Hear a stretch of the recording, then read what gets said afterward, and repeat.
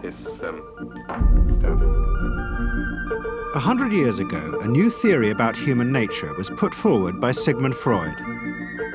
He had discovered, he said, primitive sexual and aggressive forces hidden deep inside the minds of all human beings. Forces which, if not controlled, led individuals and societies to chaos and destruction. This series is about how those in power have used Freud's theories to try and control the dangerous crowd in an age of mass democracy. At the heart of the story is not just Sigmund Freud, but other members of the Freud family.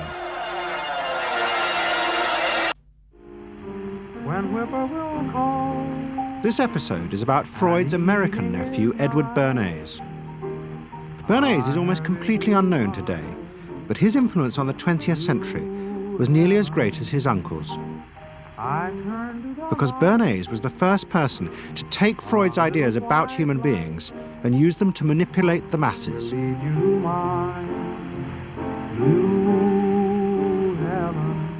He showed American corporations for the first time how they could make people want things they didn't need by linking mass-produced goods to their unconscious desires.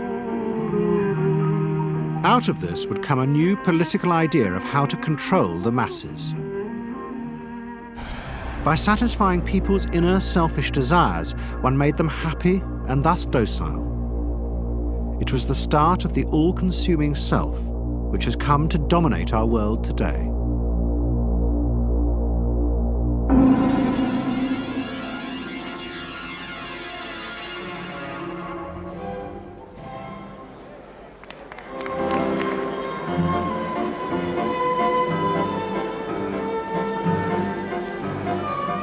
Freud's ideas about how the human mind works have now become an accepted part of society, as have psychoanalysts.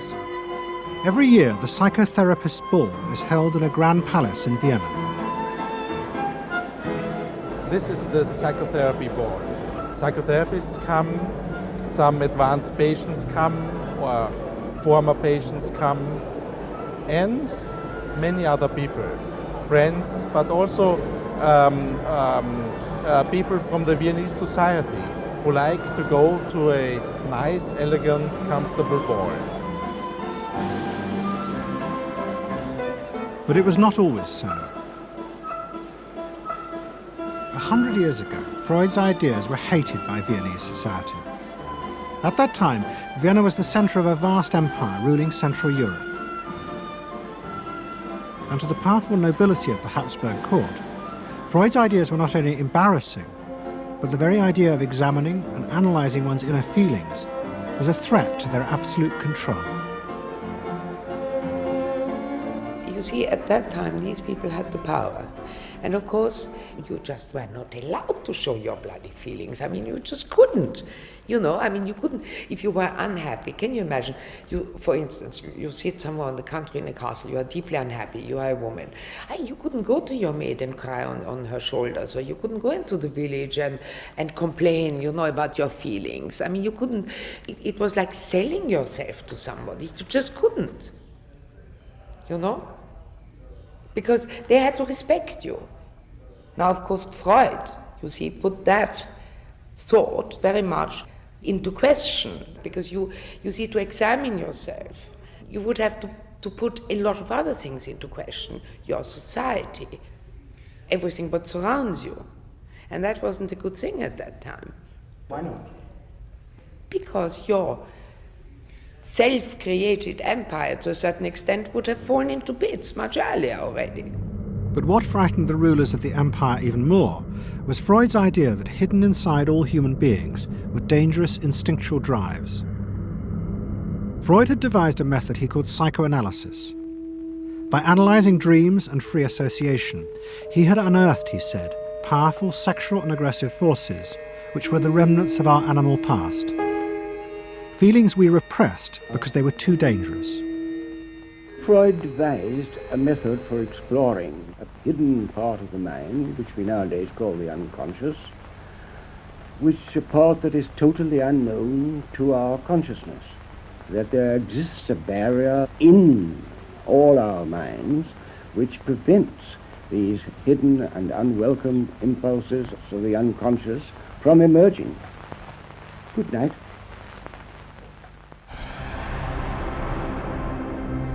In 1914, the Austro-Hungarian Empire led Europe into war. As the horror mounted, Freud saw it as terrible evidence of the truth of his findings. The saddest thing, he wrote, is that this is exactly the way we should have expected people to behave, from our knowledge of psychoanalysis. Governments had unleashed the primitive forces in human beings, and no one seemed to know how to stop them.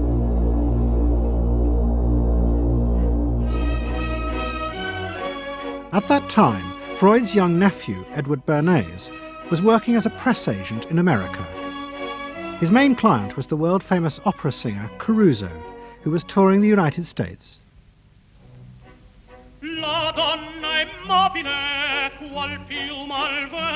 Bernays' parents had emigrated to America 20 years before, but he kept in touch with his uncle and joined him for holidays in the Alps.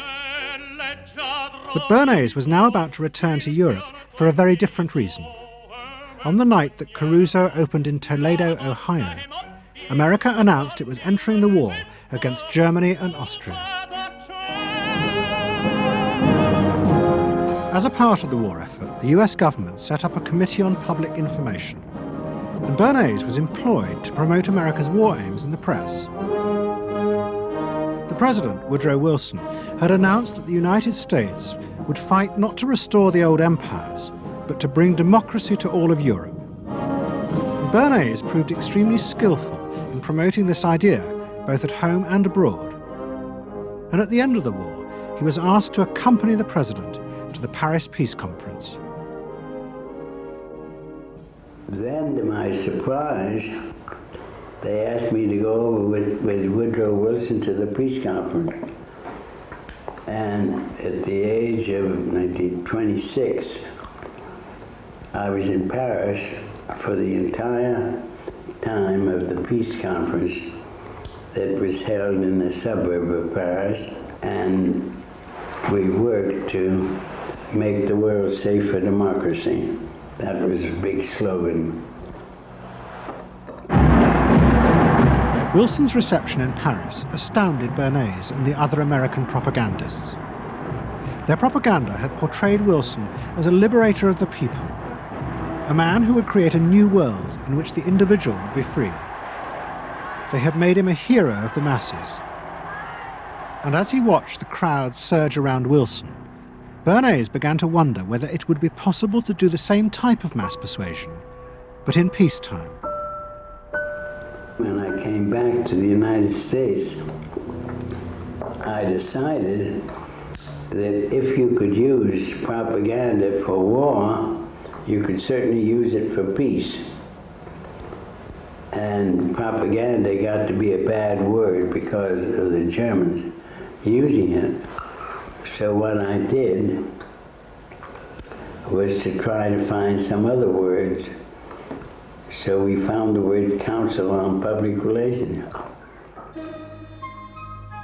Bernays returned to New York and set up as a public relations counsel in a small office off Broadway. It was the first time the term had ever been used. Since the end of the 19th century, America had become a mass industrial society, with millions clustered together in the cities. Bernays was determined to find a way to manage and alter the way these new crowds thought and felt. To do this, he turned to the writings of his uncle Sigmund. While in Paris, Bernays had sent his uncle a gift of some Havana cigars. In return, Freud had sent him a copy of his general introduction to psychoanalysis. Bernays read it, and the picture of hidden irrational forces inside human beings fascinated him. He wondered whether he might make money by manipulating the unconscious.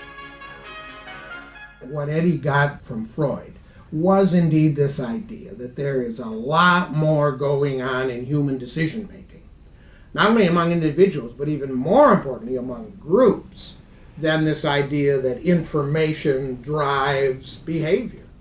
And so Eddie began to formulate this idea that you had to look at things that would play to people's irrational emotions And you see, that moved Eddie immediately into a different category from other people in his field and most government officials and managers of the day who thought if you just hit people with all this factual information, they would look at that and say, oh, of course. And Eddie knew that was not the way the world worked. Bernays set out to experiment with the minds of the popular classes. His most dramatic experiment was to persuade women to smoke. At that time, there was a taboo against women smoking, and one of his early clients, George Hill, the president of the American Tobacco Corporation, asked Bernays to find a way of breaking it. He said, we're losing half of our market because men have invoked a taboo against women smoking in public. Can you do anything about that? I said, let me think about it. And then I said, have I your permission to see a psychoanalyst to find out what cigarettes mean to women? He said, what'll it cost? So I called up Dr. Brill, A.A. Brill, who was a leading psychoanalyst in New York at that time. How come you didn't call your uncle? Why didn't you call your uncle? Because he was in Vienna. A.A. Brill was one of the first psychoanalysts in America. And for a large fee, he told Bernays that cigarettes were a symbol of the penis and of male sexual power. He told Bernays that if he could find a way to connect cigarettes with the idea of challenging male power, then women would smoke, because then they would have their own penises. Every year, New York held an Easter Day parade to which thousands came, and Bernays decided to stage an event there. He persuaded a group of rich debutantes to hide cigarettes under their clothes. Then they should join the parade, and at a given signal from him, they were to light up the cigarettes dramatically. Bernays then informed the press that he had heard that a group of suffragettes were preparing to protest by lighting up what they called torches of freedom.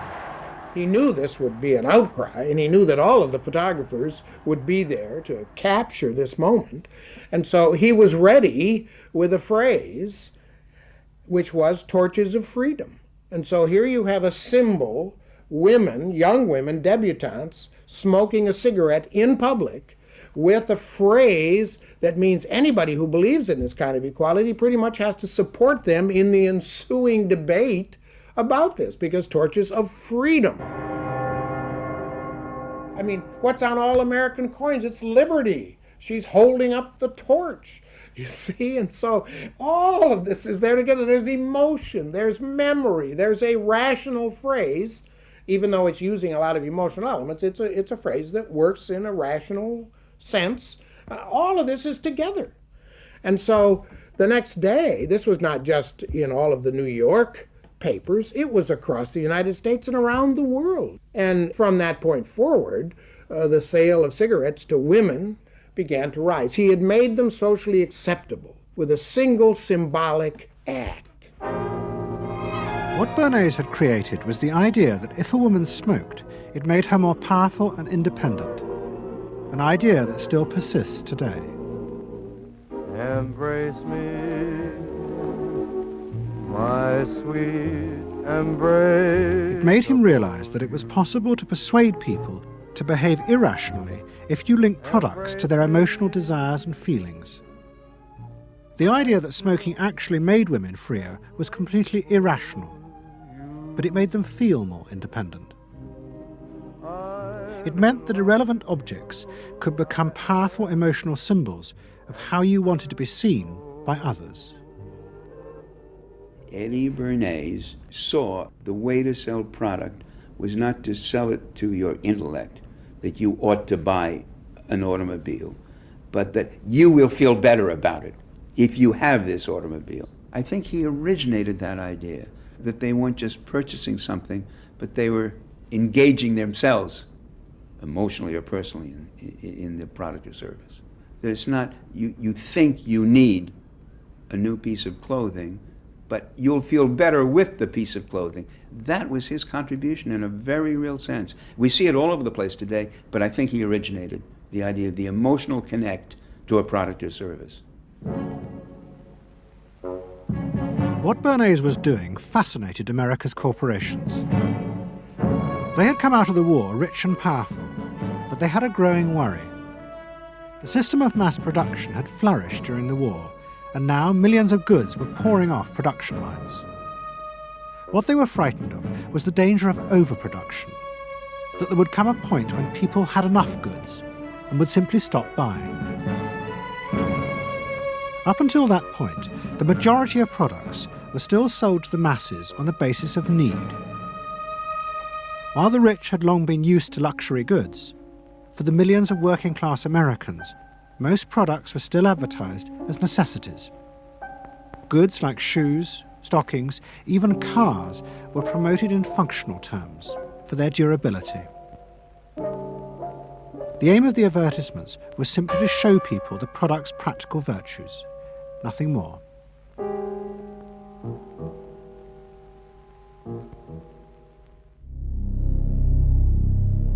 What the corporations realized they had to do was transform the way the majority of Americans thought about products. One leading Wall Street banker, Paul Mazur of Lehman Brothers, was clear about what was necessary. We must shift America, he wrote, from a needs to a desires culture.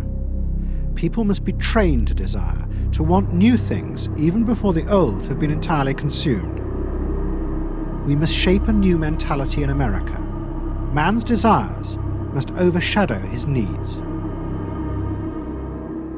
Prior to that time, there was no American consumer. There was the American worker, and there was the American owner, and they manufactured and they saved and they ate what they had to, and the people shopped for what they needed. And while the very rich may have bought things they didn't need, most people did not. And Mazur envisioned a break with that where you would have things that you didn't actually need, but you wanted, as opposed to needed. And the man who would be at the center of changing that mentality for the corporations was Edward Bernays. Bernays really is the guy within the United States more than anybody else who sort of brings to the table psychological theory as something that is an essential part of how, from the corporate side, of how we are going to appeal to the masses effectively. And the whole sort of merchandising establishment and sales establishment is ready for Sigmund Freud. I mean, they are ready for understanding what motivates the human mind. And so that there's this real openness to Bernays' techniques being used to sell products to the masses. Beginning in the early 20s, the New York banks funded the creation of chains of department stores across America. They were to be the outlets for the mass-produced goods, and Bernays' job was to produce the new type of customer. Bernays began to create many of the techniques of mass consumer persuasion that we now live with. He was employed by William Randolph Hearst to promote his new women's magazines, and Bernays glamorized them by placing articles and advertisements that linked products made by others of his clients to famous film stars like Clara Bow, who was also his client. Bernays also began the practice of product placement in the movies, and he dressed the stars at the film's premieres with clothes and jewellery from other firms he represented. He was, he claimed, the first person to tell car companies they could sell cars as symbols of male sexuality. He employed psychologists to issue reports that said products were good for you and then pretended they were independent studies. He organised fashion shows in the department stores and paid celebrities to repeat the new and essential message: you bought things not just for need, but to express your inner sense of yourself to others. There's a psychology of dress. Have you ever thought about it? How it can express your character? You all have interesting characters, but some of them are all hidden. I wonder why you all want to dress always the same, with the same hats and the same coats. I'm sure all of you are interesting and have wonderful things about you, but looking at you in the street, you all look so much the same. And that's why I'm talking to you about the psychology of dress. Try and express yourselves better in your dress. Bring out certain things that you think are hidden. I wonder if you've thought of this angle of your personality. I'd like to ask you some questions. Why do you like short skirts? Oh, because there's more to see. More to see, eh? What good does that do you? What's my answer? It makes you more attractive. It does? In 1927, an American journalist wrote, "A change has come over our democracy. It is called consumptionism. The American citizen's first importance to his country is now no longer that of citizen, but that of consumer." The growing wave of consumerism helped in turn to create a stock market boom. And yet again, Edward Bernays became involved, promoting the novel idea that ordinary people should buy shares, borrowing money from banks he also represented. And yet again, millions followed his advice. He was uniquely knowledgeable about how people in large numbers are going to react to products and ideas and so on. But in political terms, if he were to go out, so I can't imagine that he could get 3 people to stand and listen. Wasn't particularly articulate, was a kind of funny looking, and didn't have any sense of reaching out for people one-on-one. None at all. He didn't think about people in groups of one, thought about people in groups of thousands. So I would have nothing to do with him. Hello? Bernays soon became famous as the man who understood the mind of the crowd. And in 1924, the president contacted him. President Coolidge was a quiet, taciturn man and had become a national joke. The press portrayed him as a dull, humorless figure. Bernays' solution was to do exactly the same as he had done with products. He persuaded 34 famous film stars to visit the White House. And for the first time, politics became involved with public relations. And I lined up these 34 people, and I'd say, "What's your name?" He'd say, "Al Jolson." I'd say, "Mr. President, Al Jolson." Next day, every newspaper in the United States had a front page story. President Coolidge entertains actors at White House. And the Times had a headline which said, "President nearly laughed." And everybody was happy. But while Bernays became rich and powerful in America, in Vienna his uncle was facing disaster. Like much of Europe, Vienna was suffering an economic crisis and massive inflation, which wiped out all of Freud's savings. Facing bankruptcy, he wrote to his nephew for help. Bernays responded by arranging for Freud's works to be published for the first time in America, and began to send his uncle precious dollars, which Freud kept secretly in a foreign bank account. He was Freud's agent, if you will, to get his books published. Well, of course, once the books were being published, Eddie couldn't help himself but promote these books, see that everybody read them, make them controversial, emphasize the fact that, do you know what Freud says about sex and what he says cigarettes are a symbol of, and so on and so forth? How do you suppose all those stories got out? Certainly the academics weren't spreading these around the country. Eddie Bernays was.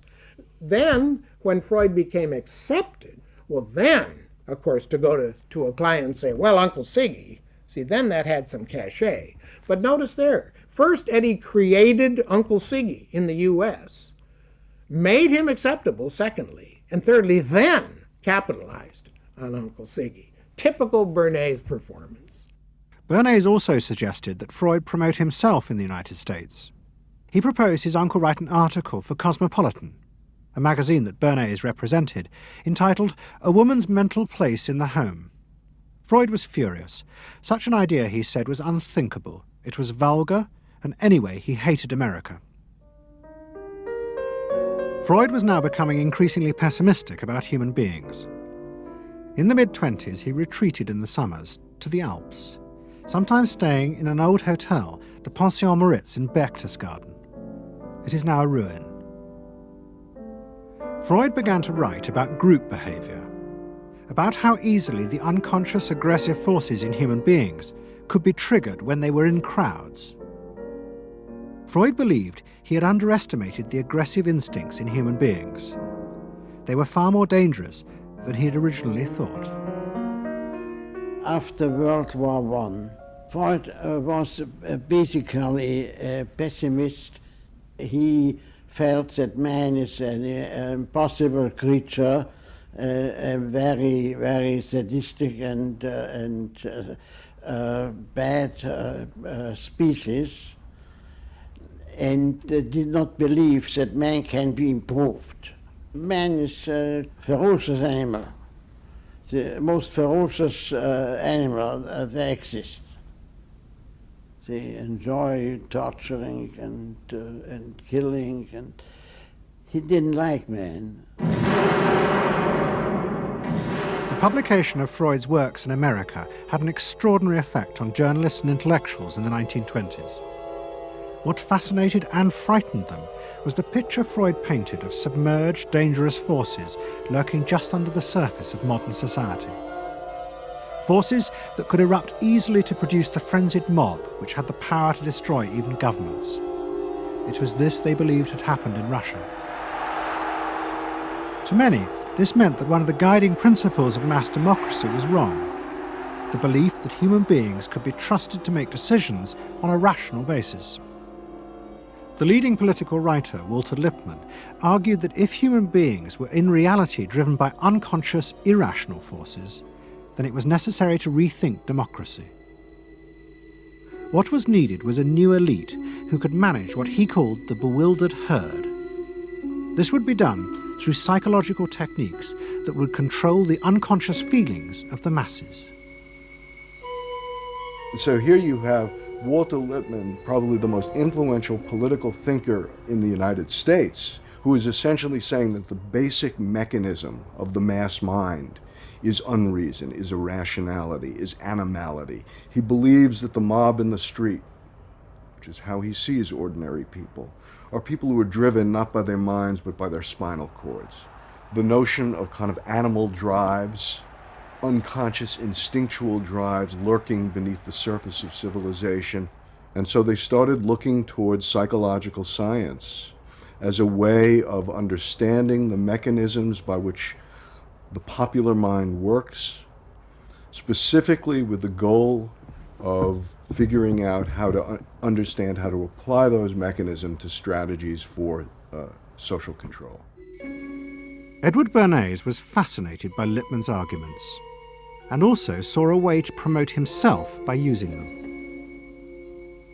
In the 1920s, he began to write a series of books which argued that he had developed the very techniques Lippmann was calling for.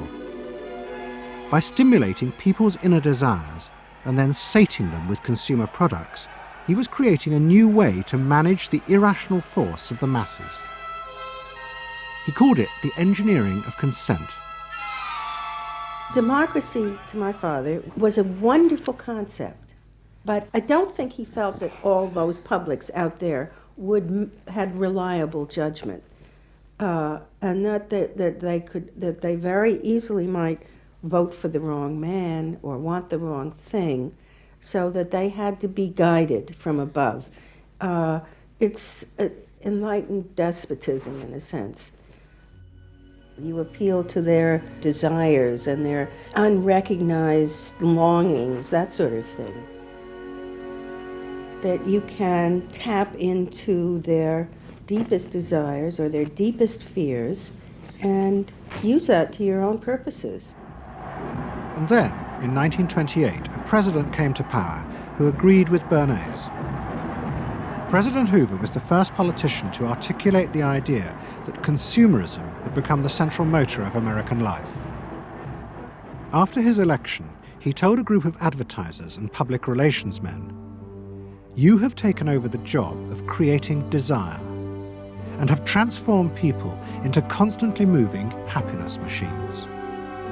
Machines which have become the key to economic progress." What was beginning to emerge in the 1920s was a new idea of how to run mass democracy. At its heart was the consuming self, which not only made the economy work, but was happy and docile, and so created a stable society. Both Bernays and Littman's concept of managing the masses takes the idea of democracy and it turns it into a palliative. It turns it into giving people some kind of feel-good medication that will respond to an immediate pain or an immediate yearning, but will not alter the objective circumstances one iota. I mean, democracy really, the idea of democracy at its heart was about changing the relations of power that had governed the world for so long. And Bernays' concept of democracy was one of maintaining the relations of power, even if it meant that one needed to sort of stimulate the psychological lives of the public. And in fact, in his mind, that was what was necessary. That if you can keep stimulating the irrational self, then leadership can basically go on doing what it wants to do. Bernays now became one of the central figures in a business elite that dominated American society and politics in the 1920s. He also became extremely rich and lived in a suite of rooms in one of New York's most expensive hotels, where he gave frequent parties. Oh my goodness. He had a home in the corner suite of the Sherry Netherland Hotel. And here's this wonderful suite with all these windows looking out on Central Park and across at the plaza and on the square. And he would use this place to hold a soiree. The mayor would come. All the media leaders would come, the political leaders, the business leaders, the people in the arts. I mean, it was a who's who.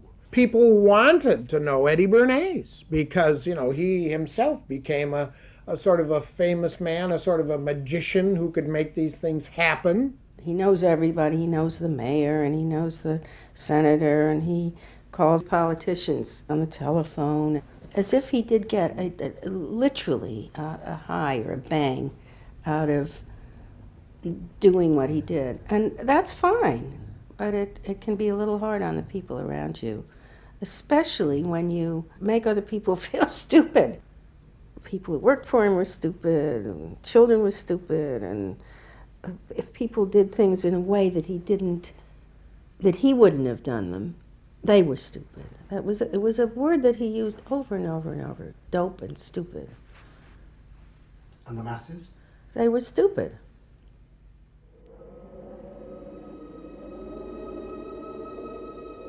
But Bernays' power was about to be destroyed dramatically, and by a type of human irrationality he could do nothing to control. At the end of October 1929, Bernays organised a huge national event to celebrate the 50th anniversary of the invention of the light bulb.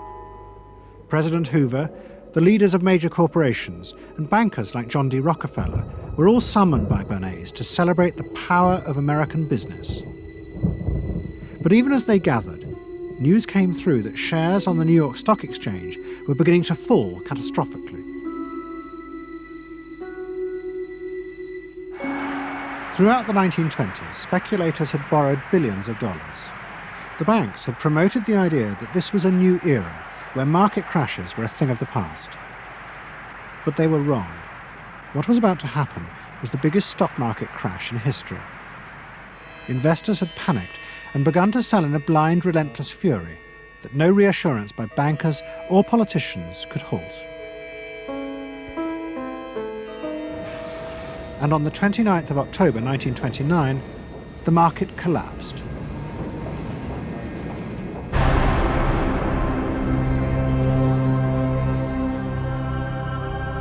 The effect of the crash on the American economy was disastrous. Faced with recession and unemployment, millions of American workers stopped buying goods they didn't need. The consumer boom that Bernays had done so much to engineer disappeared, and he and the profession of public relations fell from favour. Bernays' brief moment of power seemed to be over.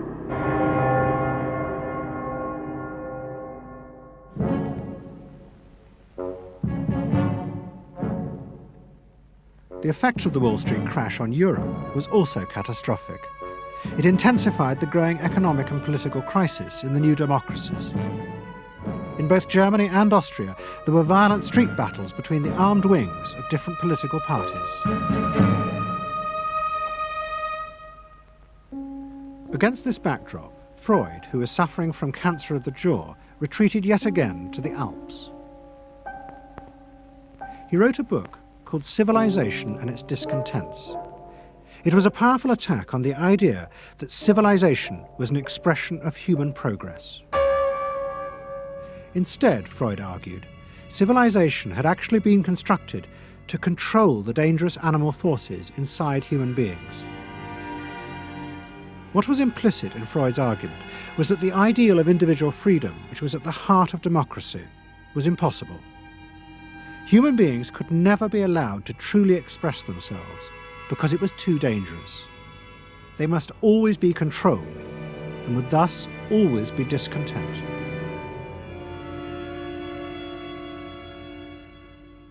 Man doesn't want to be civilized, and he is, civilization brings discontent, but it's necessary to survival. Otherwise he couldn't survive. So he must be discontent, because this would be the only way to keep him within limits. But what did Freud think about the idea of the equality of man? He didn't believe in it. We had 32 parties, and Hitler said, before those parties don't vanish, there is no Germany. That's true. You can't have 32 parties, and so they felt this one person will put an end to this comedy. Freud was not alone in his pessimism. Politicians like Adolf Hitler emerged from a growing despair in the 1920s about democracy. The Nazis were convinced that democracy was dangerous because it unleashed a selfish individualism, but didn't have the means to control it. Hitler's party, the National Socialists, stood in elections, promising in their propaganda that they would abandon democracy because of the chaos and unemployment it led to. Die Parteien versprachen den Himmel auf Erden.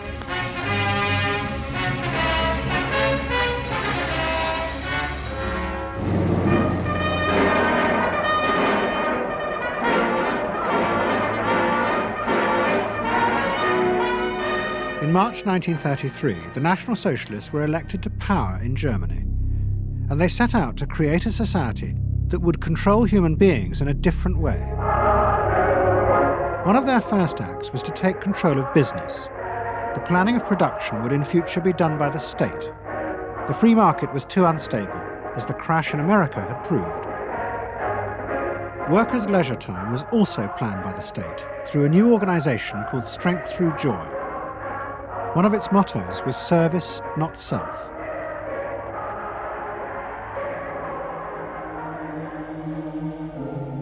But the Nazis did not see this as a return to an old form of autocratic control. It was a new alternative to democracy, in which the feelings and the desires of the masses would still be central, but they would be channeled in such a way as to bind the nation together. The chief exponent of this was Joseph Goebbels, the Minister of Propaganda. Es mag gut sein, Macht zu besitzen, die auf Gewehren ruht. Besser aber und beglückender ist es, das Herz eines Volkes zu gewinnen und es auch zu behalten. Goebbels organized huge rallies whose function, he said, was to forge the mind of the nation into a unity of thinking, feeling, and desire. One of his inspirations, he told an American journalist, was the writings of Freud's nephew, Edward Bernays. In his work on crowd psychology, Freud had described how the frightening irrationality inside human beings could emerge in such groups. The deep, what he called libidinal forces of desire, are given up to the leader, while the aggressive instincts are unleashed on those outside the group. Freud wrote this as a warning, but the Nazis were deliberately encouraging these forces because they believed they could master and control them.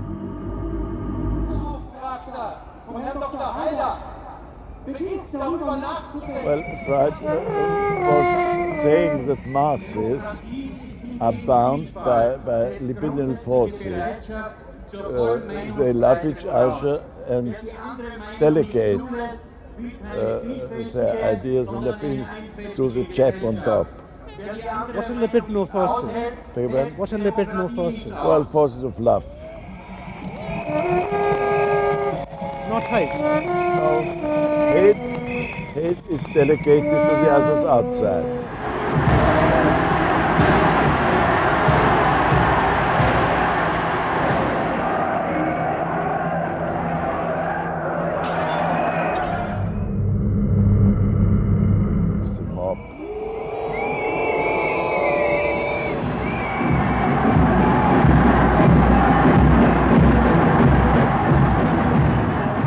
I could see from afar, looking up Wilhelmstraße towards Unter den Linden, how those 100,000 of people, when they passed Hitler, they just became completely delirious.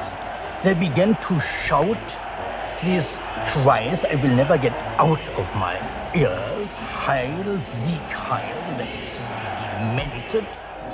And here I got confirmation how those irrational forces, uncontrollable forces in Germany, in the Germans, had erupted, had broken out, were running riot, were departing, marching on.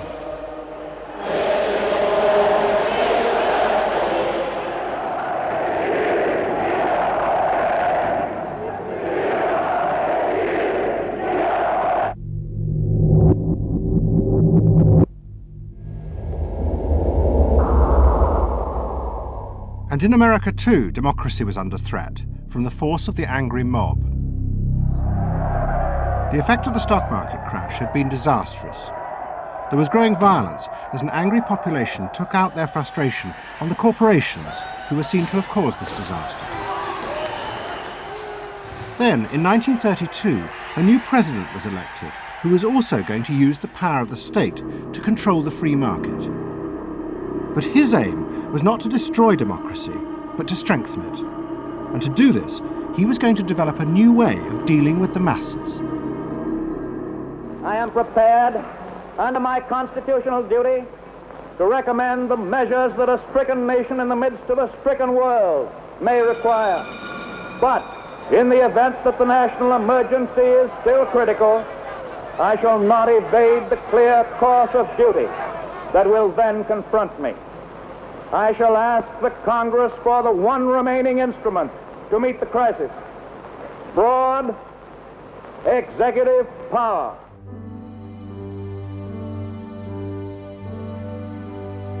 It was the start of what would become known as the New Deal. Roosevelt assembled a group of young technocrats and planners in Washington. He told them that their job was to plan and run giant new industrial projects for the good of the nation. Roosevelt was convinced that the stock market crash had shown that laissez-faire capitalism could no longer run modern industrial economies. It had become the job of government. Big business was horrified, but the New Deal attracted the admiration of the Nazis, especially Joseph Goebbels. Wir betrachten die wirtschaftliche Entwicklung in Amerika mit dem allergrößten positiven Interesse. Und wir sind dort der festen Überzeugung, dass Präsident Roosevelt und seine Berater auf dem richtigen Wege sind. Es handelt sich in der Tat um das größte wirtschaftliche und soziale Problem aller Zeiten. Die vielen Millionen Arbeitslosen, die ihre Plätze an den Maschinen und in den Kontoren verloren haben, wieder an ihre alten Arbeitsstellen zurückzuführen. Das kann nicht allein der privaten Initiative überlassen werden. Ausschlaggebend ist, dass die öffentliche Hand mit positiven Maßnahmen eingreift. But although Roosevelt, like the Nazis, was trying to organize society in a different way, unlike the Nazis, he believed that human beings were rational and could be trusted to take an active part in government. Roosevelt believed it was possible to explain his policies to ordinary Americans and take into account their opinions. To do this, he was helped by the new ideas of an American social scientist called George Gallup. Favorite reading of New Deal Washington, the survey of U.S. public opinion. From offices at Princeton, New Jersey, a famed statistician, Dr. George Gallup, tells Washington from week to week what the nation is thinking. And in New York, Fortune magazine's analyst, Elmo Roper, compiles for publication a continuous record of the nation's approval or disapproval of how the country is being run. Gallup and Roper rejected Bernays' view that human beings were at the mercy of unconscious forces and so needed to be controlled. Their system of opinion polling was based on the idea that people could be trusted to know what they wanted. They argued that one could measure and predict the opinions and behaviour of the public if one asked strictly factual questions and avoided manipulating their emotions. Well, how about this one? Do you think Franklin D. Roosevelt's New Deal has been bad for the nation in general? No, that question's loaded. It automatically suggests an answer. Well, how about this? Is your present feeling toward President Roosevelt one of general approval or general disapproval? That's better. Prior to scientific polling, the view of many people was that you couldn't trust public opinion. It was irrational, that it was ill-informed, it was chaotic, unruly, and so forth. And so that opinion should be dismissed. But with scientific polling, I think it established very clearly that people are rational, that they do make good decisions, and this offers democracy a chance to be truly informed by the public, giving everybody a voice in the way the country is run.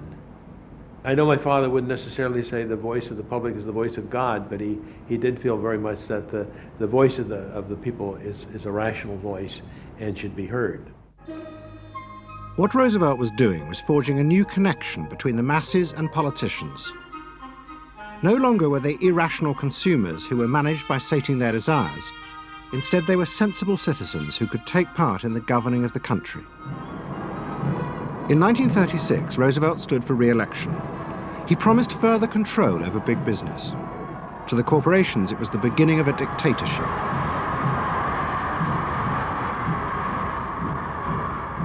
Roosevelt interferes with private enterprise and is running the country into debt for generations to come.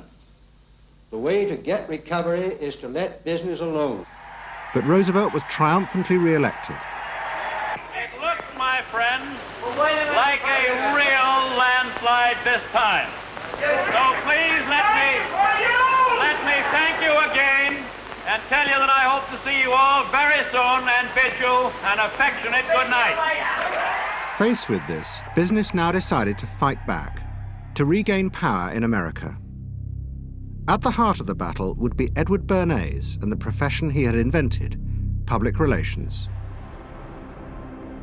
Following that election, business people start to get together and start to carry on discussions, primarily in private, and they start talking to each other about the need to sort of carry on ideological warfare against the New Deal and to sort of reassert the sort of connectedness between the idea of democracy on the one hand and the idea of privately owned business on the other.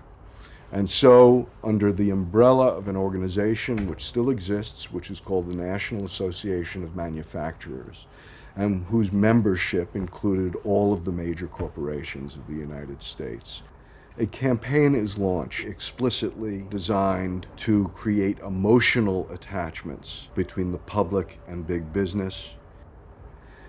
It's Bernays' techniques being used on a grand scale. I mean, totally.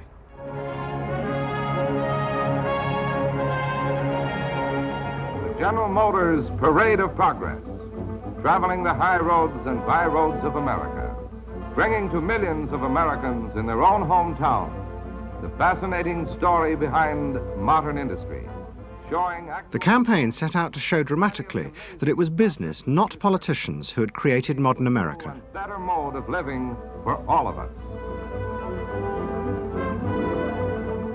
Bernays was an advisor to General Motors, but he was no longer alone.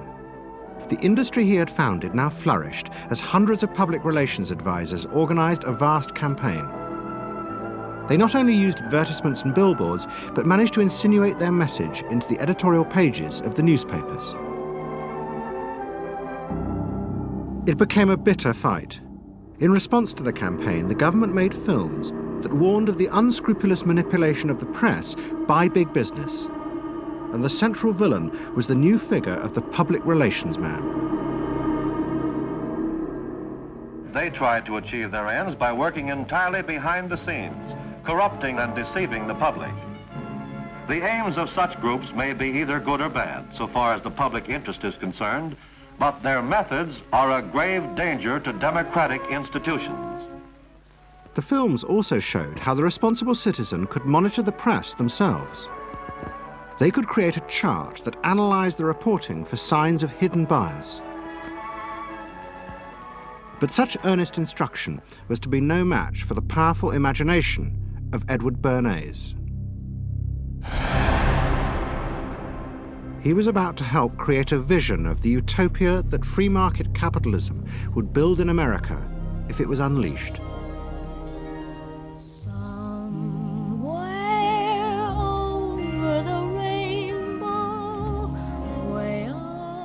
In 1939, New York hosted the World's Fair. Edward Bernays was a central advisor. He insisted that the theme be the link between democracy and American business.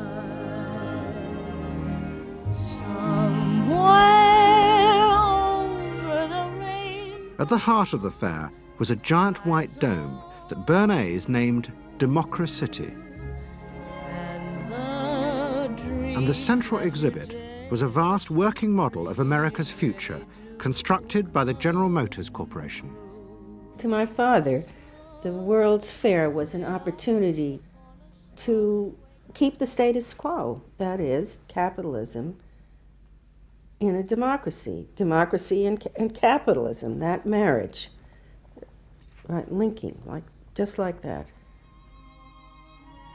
He did that by manipulating people and getting them to think that you couldn't have real democracy in anything but a capitalist society, which was capable of doing anything, of creating these wonderful highways, of making, moving pictures inside everybody's house, of telephones that didn't need cords, of sleek roadsters. I mean, it was consumerist, but at the same time, you inferred that in a funny way, democracy and capitalism went together. The World's Fair was an extraordinary success and captured America's imagination. The vision it portrayed was of a new form of democracy, in which business responded to people's innermost desires in a way politicians could never do. But it was a form of democracy that depended on treating people not as active citizens as Roosevelt did, but as passive consumers. Because this, Bernays believed, was the key to control in a mass democracy. It's not that the people are in charge, but that the people's desires are in charge. The people are not in charge. The people exercise no decision-making power within this environment. So democracy is reduced from something which assumes an active citizenry to the idea of the public as passive consumers. Driven primarily by instinctual or unconscious desires, and that if you can in fact trigger those needs and desires, you can get what you want from them. But this struggle between the two views of human beings as to whether they were rational or irrational was about to be dramatically affected by events in Europe. Events that would also change the fortunes of the Freud family. In March 1938, the Nazis annexed Austria. It was called the Anschluss. Hitler arrived in Vienna to an extraordinary outpouring of mass adulation. But even as he drove through the city, behind the scenes, the Nazis were systematically whipping up and unleashing the hatred of the crowd against the enemies of the new Greater Germany. The Anschluss was a kind of explosion of terrible hatred against the enemies, so-called enemies, or whatever they considered enemies, against the Jews totally, and also against a lot of very decent Austrians who had opposed the Nazis in Austria. They said it's legitimate, now you can do what you want, so they did it. Stealing, robbing and killing, I can't say it otherwise. And human depravity, of course, is always very near to normal behavior. It can change very quickly.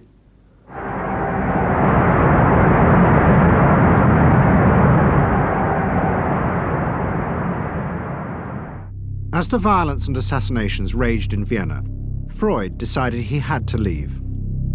His aim was to go to Britain, but he knew that Britain, like many countries, was refusing entry to most Jewish refugees. But help came from the leading psychoanalyst in Britain, Ernest Jones. He was in the same ice skating club as the Home Secretary, Sir Samuel Hoare, and Jones persuaded Hoare to issue Freud a British work permit. And in May 1938, Freud, his daughter Anna, and other members of his family set off for London.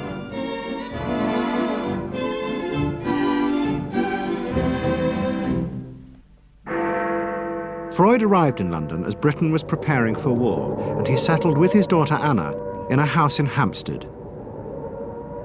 But Freud's cancer was now far advanced, and in September 1939, just 3 weeks after the outbreak of war, he died.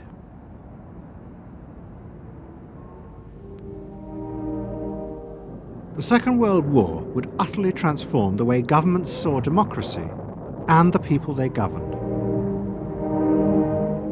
Next week's programme will show how the American government, as a result of the war, became convinced there were savage, dangerous forces hidden inside all human beings, forces that needed to be controlled.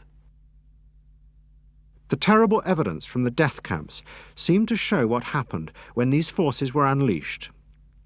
And politicians and planners in post-war America would come to believe that hidden under the surface of their own population were the same dangerous forces. And they would turn to the Freud family to help control this enemy within.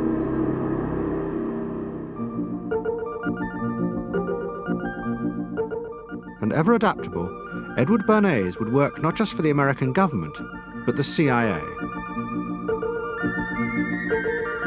And Sigmund Freud's daughter Anna would also become powerful in the United States because she believed that people could be taught to control the irrational forces within them.